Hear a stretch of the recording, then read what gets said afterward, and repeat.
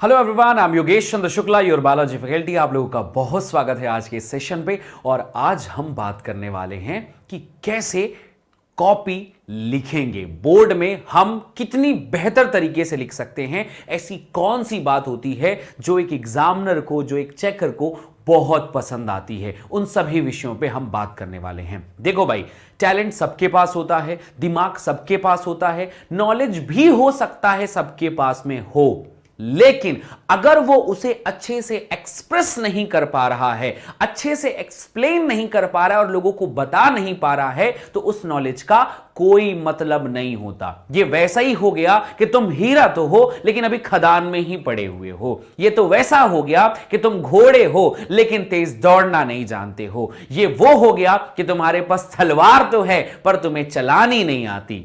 या फिर वैसा हो गया कि तुम्हें सब कुछ आता है पर तुम लिख अच्छा नहीं सकते। मैं दावे से कह सकता हूं कि जमाने से, जब से परंपरा एग्जाम की चली आ रही है, तब से सुंदर लिखना, क्रमबद्ध तरीके से लिखना और अच्छे तरीके से लिखना, यह एक अच्छी परंपरा रही है और ऐसे लोगों को एक अच्छे मार्क्स जरूर मिलते हैं। आप जब भी किसी टॉपर की कॉपी देखेंगे तो आपको उसमें मिलेगा कि उसने सही लिखा हो, यह तो सही है।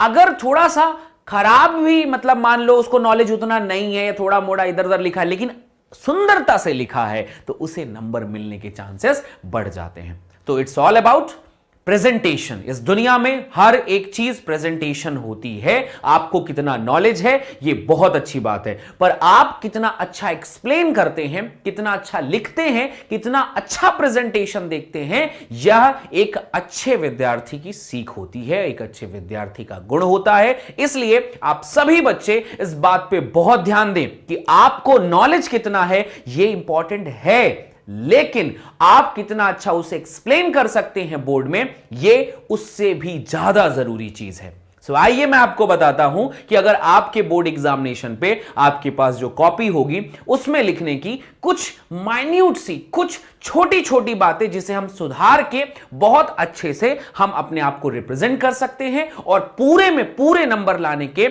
हम चांस हमारे हो सकते हैं और हम अच्छे नंबर ला भी सकते हैं। बोर्ड में टॉप मारना हमारे लिए आसान हो जाएगा। स्टार्ट करते हैं आज का सेशन, बहुत इंपॉर्टेंट है। जस्ट लाइक एग्जांपल के लिए कि मान लो मैंने ये, हालांकि इंग्लिश मीडियम का, आपको हिंदी मीडियम का भी एक कॉपी मिलेगी, ठीक है। अब इस कॉपी में अगर आप देखेंगे तो वो ऐसे कुछ खास एग्जाम मतलब चीजें नहीं होती, आप सभी को पता होता है। देखो, सबसे पहले जो चीज होती है ना कि कॉपी मिलने से पहले आपको मिलता है प्रश्न पत्र। तो प्रश्न पत्र जब सबसे पहले एग्जाम में बैठिए ना, तो वो 3 घंटे आपके जीवन के सबसे जरूरी 3 घंटे होते हैं और उस समय में अपने आप को रिप्रेजेंट करना यह सबसे बड़ा खेल होता है। और हार और जीत के बीच में जो धैर्य बना के अपने गेम को खेलता है वही बाजीगर कहलाता है। याद रखना, एकदम सीधी सी बात बता रहा हूं मैं। अगर अच्छा लिख दिए तो बहुत अच्छे नंबर आ गए, नहीं लिखे तो फेल हो गए। सब कुछ आता है लेकिन लिख पा रहे हैं क्या, वो 3 घंटे का प्रेशर ही डिसाइड करेगा, या 3 घंटे तुमने उस प्रेशर को कैसे झेला यह डिसाइड करेगा कि तुम अगले 10, 20, 30 साल जो तुम्हारा जीवन बचा रहेगा उस जीवन में तुम कितना अच्छा कर पाओगे।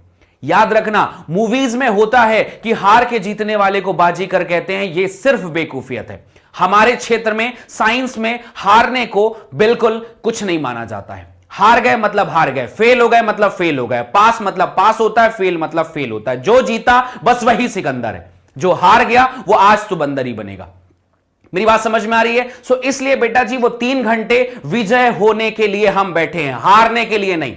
हम दुनिया में एक्सपीरियंस लेने नहीं आए हैं कि हार का स्वाद चखे जाएंगे, नहीं, हम सिर्फ जीतने आए हैं इस दुनिया में। और जब मैं कोई चीज करूंगा तो मैं डेफिनेटली जीतूंगा। तो आज अगर हम ऐसे तरीके से अपनाएंगे जिससे हमें विजय मिले, बड़ी विजय मिले, उससे भी बड़ी विजय मिले, मतलब रिजल्ट आए ऐसा कि यार तोड़ डाला सब कुछ, रिकॉर्ड टूट गए, मतलब घमंड टूट गया, मतलब लोगों की भावनाएं फूट पड़ी, कुछ लोग रो दिए और कुछ लोग दुख में रो दिए, ऐसा कुछ करने हम जा रहे हैं। तो मान लो तुम्हें बोर्ड का एग्जामिनेशन में पेपर मिला, पेपर 3 घंटे 15 मिनट का मिलेगा, 15 मिनट शांति से पढ़ो।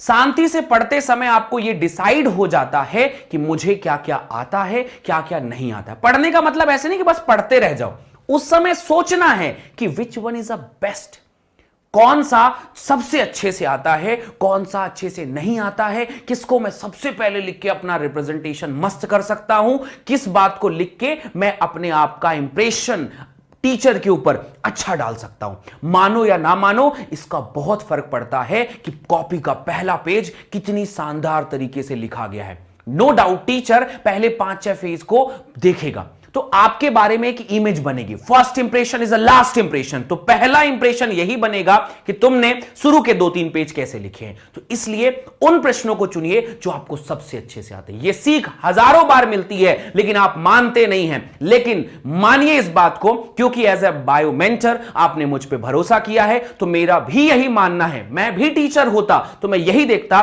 कि आप शुरू में ही कितना अच्छा परफॉर्मेंस कर रहे हैं। ये प्लस हो जाता है, ये प्लस हो जाता है। तो प्लस मतलब समझ लो ना, मतलब ये एक्स्ट्रा मार्किंग ला रहे हैं की कोशिश कर रहे हैं हम। यहां से हम एक्स्ट्रा एफर्ट लगाने की कोशिश कर रहे हैं कि हमने पढ़ा तो तगड़ा ही, लेकिन अब जो हमने डाल दी ये हमारे एकदम श्योर कर दिया कि फुल में फुल मार्क्स मिलेंगे। ऐसे कैसे नहीं मिलेंगे। ओके, तो सबसे पहले 15 मिनट आपको बढ़िया से पढ़िए, शांत दिमाग से पढ़िए, डिसाइड करिए किसको लिखना है, किसको नहीं लिखना है, किसको पता है, कौन सा नहीं पता है, किसको कैसे रिप्रेजेंट करना है।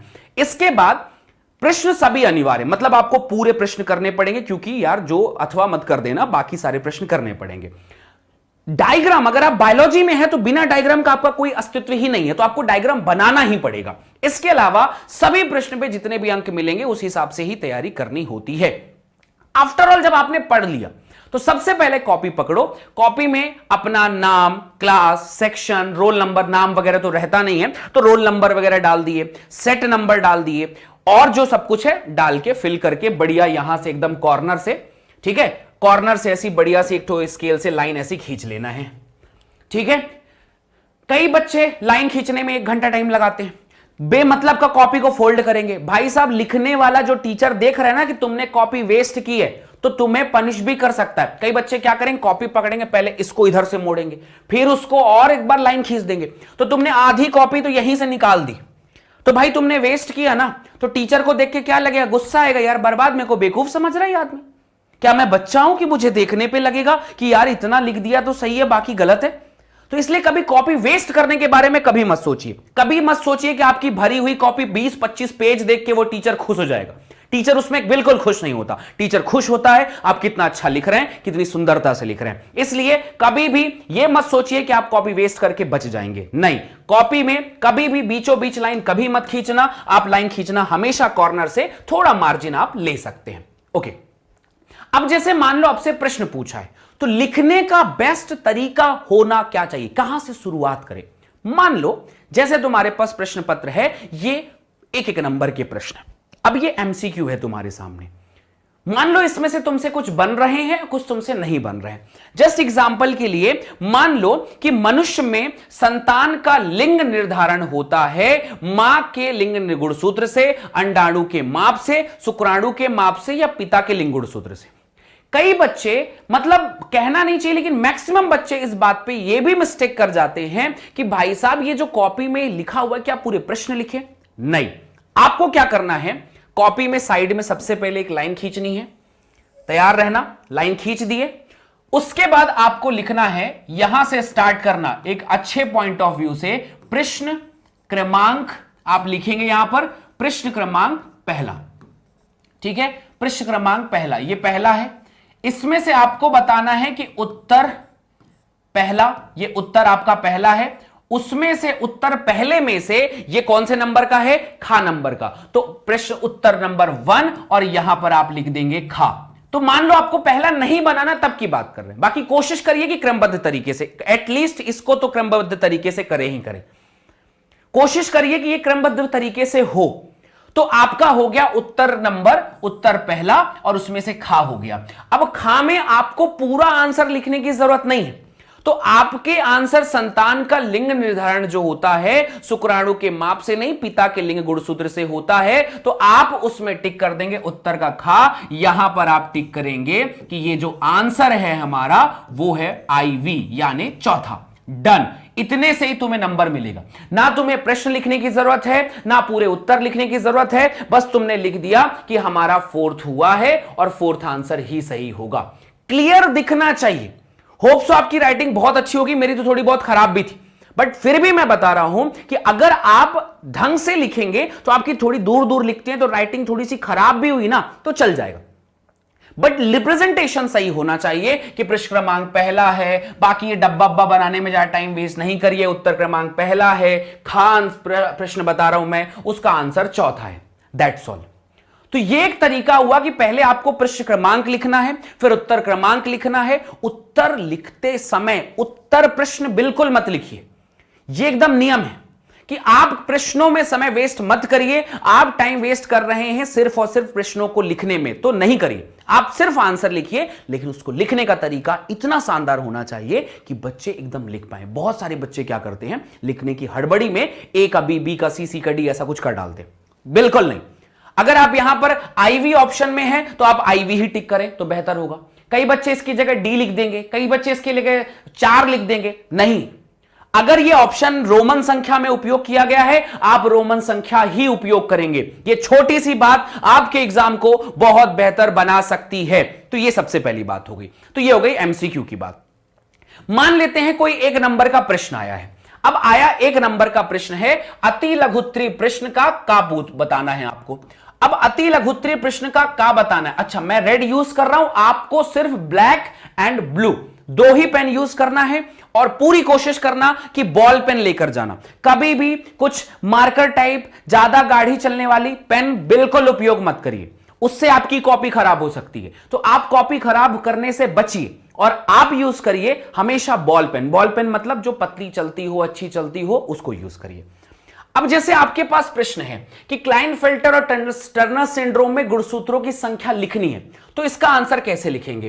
तो आपके पास में फिर ऑप्शन आएगा कि आप यहां पे टिक करेंगे प्रश्न नंबर हो गया दूसरा, ठीक है, प्रश्न नंबर हो गया दूसरा। इसमें भी हम उत्तर बता रहे हैं दूसरा, लेकिन ये दूसरा में आंसर क्या हो गया, यहां पर का लिख दिए, ठीक। अब ये जब का हमने यहां पर लिख दिया तो अब यहां पर फिर में हमने आंसर टिक किया, एक एरो बढ़िया सा प्यारा सा बनाया और लिख दिया कि क्लाइनफेल्टर सिंड्रोम। अच्छा, आपको यहां पे लिखना होगा क्योंकि 2 पूछा गया है, तो आप सबसे पहले बताएंगे क्लाइनफेल्टर। आप सिर्फ 47-48 लिख के रख देंगे तो भी चलेगा, लेकिन आपको थोड़ा सा एक्स्ट्रा बताना है क्लाइनफेल्टर सिंड्रोम में, ठीक है, सिंड्रोम में गुणसूत्र ये आपको बतानी है। तो इसका संख्या डायरेक्टली हो गया, मान लेते हैं 47, और दूसरा स्वामी यहां पर आ जाएगा। दूसरा क्या पूछा था, टर्नर सिंड्रोम। तो आपको बताना पड़ेगा कि पहले किसके बारे में बता रहे हो, टर्नर सिंड्रोम। आप ये मानिए कि जो टीचर चेक कर रहा है उसको कुछ भी नहीं पता है, वो एकदम बायोलॉजी में भी नहीं है, उसे पूरा कुछ लिखा हुआ एक जगह कॉपी में मिलेगा, उनसे वो उसको चेक करेंगे और चेक करके अगर एज इट इज लिखा हुआ दिखाई दिया तो नंबर मिलेगा, अदरवाइज नहीं मिलेगा। तो टर्नर सिंड्रोम में गुणसूत्र, तुम ये बिल्कुल मत सोचना कि वो अपना दिमाग लगा लेगा वो व्यक्ति, बिल्कुल नहीं। 45, बस ये 2 बातें लिख दी। अब तुम्हारे नंबर कटने के बिल्कुल चांस नहीं है, मुश्किल से 1 मिनट भी नहीं लगेगा इतना लिखने में, और तुम्हें पूरे 1 के 1 नंबर डन मिलेंगे। तिनके तिनके से ही पूरा घोंसला बनता है और बूंद बूंद से ही घड़ा भरता है, इसलिए 1 1 नंबर की महत्वता है, ऐसा लिखें। तो ये हो गई थ्योरी लिखने की बात। अब कुछ प्रश्न जैसे लघु उत्तरीय प्रश्न है, 2 नंबर का प्रश्न पूछा गया है कि पक्षियों में लिंग निर्धारण को स्पष्ट कीजिए। अब इसमें थोड़ा सा फ्लो चार्ट यूज किया जा सकता है। बच्चे मुझे हमेशा बोलते हैं सर फ्लो चार्ट हम यूज कैसे करें, तो फिर यहां पर लिखो कि हमने लिखा है प्रश्न क्रमांक यहां पर तीसरा, फिर हमने यहां पर टिक किया उत्तर क्रमांक तीसरा, और इस बार आंसर हम बता रहे हैं का के बारे में। कभी भी बेमतलब का ऐसा नहीं कि एक प्रश्न लिखे फिर भी 5 पेज छोड़ दिए, 5 लाइन छोड़ दी, नहीं, 2-3 लाइन छोड़ो फिर अपना आंसर बना लो। अब यहां पर पॉइंट आता है कि पक्षियों में लिंग निर्धारण, तो आप ये लिखेंगे कि पक्षियों में लिंग निर्धारण एक एक करके स्टार्ट करते हैं, ठीक है। निर्धारण जो है मादा विषम युग्मता के आधार पर होता है। अब 3 बिंदु हैं, 3 नंबर का है, विषम युग्मता पर होता है, मादा विषम युग्मता पर आधारित है, ठीक है, तो देखो मेरी राइटिंग बहुत ज्यादा अच्छी नहीं है, लेकिन फिर भी दूर दूर लिखे हैं तो कम से कम टीचर को समझ में आ जाएगी, तो नंबर कटने के चांसेस एकदम खत्म हो गए। पहली बात, मादा विषम युग्मता पर आधारित होती है। यहां पर ZZ नर को प्रदर्शित करता है, नर को प्रदर्शित करता है, ऐसी लिखना है, प्रदर्शित करता है, ठीक है। और दूसरी बात आ गई यहां पर, फिर ZW मादा को प्रदर्शित करता है, मादा को प्रदर्शित करता है, ये ऐसा लिख लिया हमने, करता है, ये बात हमारी क्लियर हो गई। फिर अब इसमें अब तीन ही पॉइंट बने, अब इसमें पॉइंट ये कर सकते हैं कि क्रॉस बना दो। सबसे पहले ZZ बनाना और यहां पर कर देना ZW, ये हमारा मादा है और ये हमारा नर है, ठीक। इसने दो युग्मक बनाए होंगे Z और Z, फिर इसने दो युग्मक बनाए होंगे Z और W। आप यहां पर लिखिए, क्योंकि जेनेटिक्स है तो ये लोग हैं जनक, और जनक में ये ठहरा भाई साहब हमारा नर, ये ठहरा हमारा नर और ये ठहरी हमारी मादा। ये जो बना है ये हमारा युग्मक है और इनके बीच में ऐसा क्रॉस दिखा दीजिए तो बना ZZ ही बना। यहां पर इन दोनों के बीच में क्रॉस करा दिए ZW, फिर इन दोनों के बीच में क्रॉस कराए ZZ और इन दोनों के बीच में क्रॉस कराया ZW। तो ये हो गया फ्लो चार्ट। और आखिरी में बता देना कि ये जो बना है ये मेल है, ये फीमेल है, ये मेल है, ये फीमेल है। अब इस फ्लो चार्ट से उस टीचर को सारा कुछ समझ में आ गया कि भाई पूरा बनता है लड़के से, पूरा बनता है। ऐसा लंबा सा लाइन खींचेंगे और आंसर जो है उसमें 3 नंबर तुमको मिल जाएगा, या 2 नंबर का पेपर है, सॉरी 2 नंबर मिलेगा, 2 नंबर का क्वेश्चन था, तुम्हें 2 नंबर डन मिलेगा। सो ये एक प्रिपरेशन हो गई मेरे भाई, एक छोटा सा तरीका हो गया जिसमें तुम्हें आसानी से कहीं डायग्राम, कहीं क्वेश्चन, कहीं पे पॉइंट है, इन छोटी छोटी बातों को अगर तुम ध्यान दे दिए तुम्हें बोर्ड में पूरे में पूरा नंबर मिलेगा और कोई नंबर काट भी नहीं सकता। इवन वो बच्चे जिनका थोड़ा सा राइटिंग खराब है, थोड़ा मेरी तरह भी लिखते हो तो भी चल जाएगा। समझ में आई मेरी बात? कभी और काटा पिटी ज्यादा ना करें, बिल्कुल भी कट्टा पिटी नहीं करना है। अगर कोई चीज गलत भी हो जाए तो नॉर्मली उसे ऐसा कट कर दें और खत्म कर दें, उसे बार बार काटने की कोशिश ना करें। ज्यादा ओवर राइटिंग भी आपके इंप्रेशन को खराब कर सकती है। सो लिखने का सबसे बेस्ट तरीका मैंने आपको समझाया है। होप सो ये क्लास आपको पसंद आई होगी। अगर कमेंट सेक्शन पे आप मुझे बताएं कि आपको अपने बोर्ड से संबंधित और कौन सी गाइडेंस और किस चीज से सबसे ज्यादा परेशानी होती है, मैं उस चीज से पे भी आपको गाइडेंस लेकर आऊंगा। वीडियो पसंद आई हो तो hit like button, comment section पे अपना जवाब दें, एंड अगर आप हमारे चैनल पे नए हैं तो सब्सक्राइब करें हमारे चैनल को और फटाफट 1 जनवरी 2023 से पहले हमारे चैनल को 30,000 सब्सक्राइबर होने पे मदद करिए ना प्लीज। 30,000 सब्सक्राइबर 1 जनवरी से पहले मेरा उद्देश्य है। मुझे बहुत खुशी होगी यदि आप ऐसा करवा पाएंगे तो थैंक यू। तो अब इस साल की सबसे जबरदस्त बैच, अब एग्जाम अब कैसे लिखे आप ये समझ चुके हैं, तो अब आपको समझना है कि इन सब चीजों के बारे में आपको कहां मिलेगी ये सारी जानकारियां, ये जो लिखने के तरीके, सबसे इंपॉर्टेंट क्वेश्चन आंसर तो आप तब लिखेंगे जब आपके पास इंपॉर्टेंट क्वेश्चंस होंगे, और आंसर तब आप लिख पाएंगे जब आपके पास आंसर लिखने के लिए कुछ नॉलेज होगा। और ये सारी चीजें मिलेंगी आपको इस बैच में जिसका नाम है आखिरी वॉर। कक्षा 12वीं के लिए ये लॉन्च हुई एक अमेजिंग बैच है जिसमें आपको 30 दिन में पूरा सिलेबस कंप्लीट करवाया जाएगा। साथ ही साथ में 1 शॉट लेक्चर्स आपको मिलेंगे, मैं खुद आपको इसमें पढ़ाऊंगा। 2 सैंपल पेपर्स मिलेंगे, टॉप 500 क्वेश्चंस के पीडीएफ मिलेंगे जिसमें आपको सारी जानकारी कंप्लीट हो जाएगी। और तब आप अगर आइडियल तरीके से आंसर लिखेंगे तो आपको फुल में फुल नंबर मिलेंगे। इसमें पढ़ाएंगे आपको बेस्ट टीचर्स, आपको बताने की जरूरत नहीं है कि अगर आप मेरा पढ़ाना पसंद करते हैं तो मैं ही पढ़ाऊंगा। अब आप मुझे बेस्ट कहिए या कुछ भी कहिए, आप इसमें आपके ऊपर है, मैं ही पढ़ाऊंगा। आपको बोर्ड एग्जामिनेशन के लिए जबरदस्त तैयारी करवाएंगे। ऑफर है मात्र 999 रुपए में आपको यह बैच मिलेगी। आपको कूपन कोड यूज करना है DN वॉर और कॉल कर देना है 0124715825 पे और आप पहुंच जाएंगे इस साल के सबसे बड़े रेवोल्यूशन पे, सबसे बड़े चेंज पे, जिस पे आपके सामने होगा, आपके पास होगा एक जबरदस्त बैच जिसका नाम है आखिरी वॉर। और इससे आपके नए साल के सारे सपने पूरे होंगे, यह पक्का वादा है। यह साल खुशियां लेकर आएगा कि गम लेकर आएगा, यह आपके रिजल्ट से डिसाइड करेगा मेरे बच्चे, इसलिए आप उसके लिए अच्छे से तैयार रहिए। Thank you so much. अपना बहुत ध्यान रखना, अच्छे से पढ़ते रहिए।